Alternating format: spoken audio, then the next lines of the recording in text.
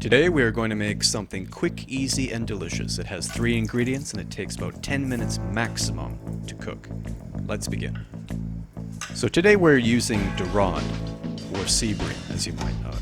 And the first step is to take one of these fillets and we're going to cut it in half. We're going to use the top portion today and we're going to reserve the bottom portion for another recipe some other time.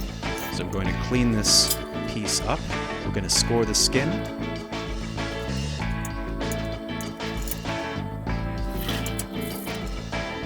And we're going to season, but only the skin side of the fish at this point.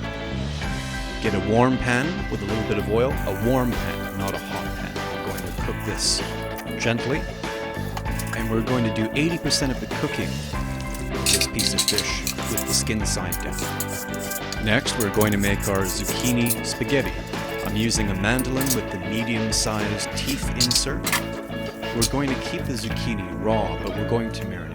A little bit of olive oil, lemon juice, and salt.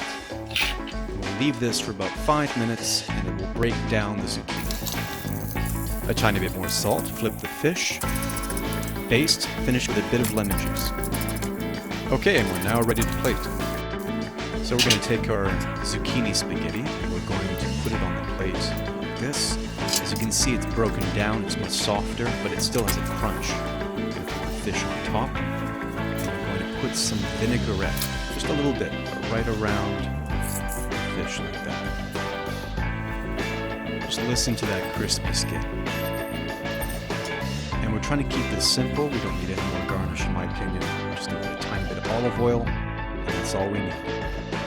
Well, I hope you enjoyed that video. If you'd like to see further recipes and techniques, please like and subscribe. Happy cooking!